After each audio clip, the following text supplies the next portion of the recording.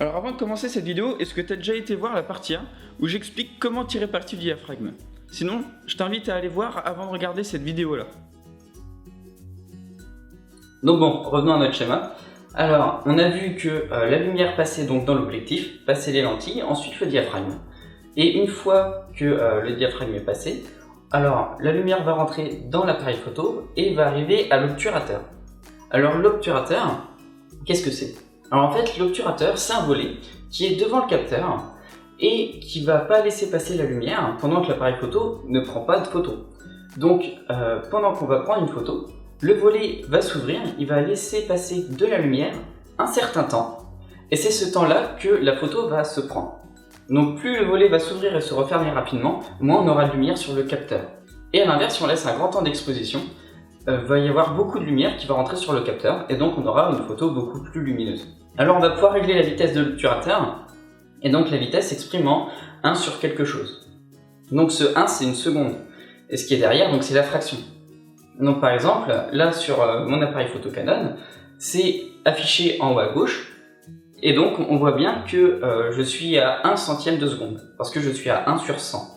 Et c'est pendant ce temps-là que la photo va se prendre. La photo va se prendre en 1 centième de seconde. Alors je vous ai expliqué comme quoi, plus on allait laisser le temps d'exposition long, plus on allait avoir de lumière sur le capteur, et donc plus on allait avoir une photo avec de la lumière. Alors dans ce cas-là, pourquoi ne pas laisser l'appareil photo avec une longue exposition?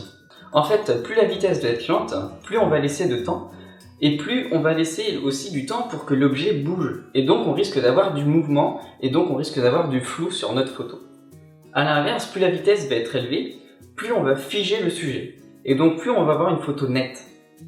Donc là par exemple, je change seulement la vitesse, et j'ai pas changé les autres réglages, les autres paramètres. Donc j'ai fait une photo à 1 500e de seconde, et on voit bien que l'eau arrive sur le verre, et elle est figée, on voit bien des bulles d'eau qui sont figées. Mais la photo, elle est super sombre. Alors du coup, je suis passé à 1 250e, et on voit bien qu'on a gagné beaucoup en luminosité, mais les bulles d'eau sont moins précises.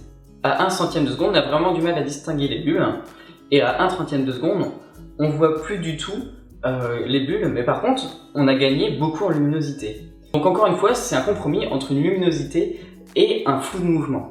Parce que oui, en fait, tout simplement pour qu'il y ait du flou, il faut qu'il y ait du mouvement. Parce que si vous prenez une photo avec quelque chose qui ne bouge pas, avec votre appareil photo qui ne bouge pas, qui est par exemple sur un trépied, ben vous pouvez laisser même 1 minute sur votre appareil photo, vous n'allez pas avoir de flou, de mouvement, vu que rien ne bouge. Alors que par exemple, si vous faites du portrait ou si vous faites des photos sportives, vous allez avoir du flou qui va très vite se dégager de la photo. Tout simplement, moi je vais vous conseiller ces réglages-là. C'est que, donc si vous faites un paysage, vous faites à 1 trentième de seconde, voire à 1 cinquantième de seconde, si vous voulez faire une photo à main levée. Comme ça, vous n'aurez pas du tout de flou.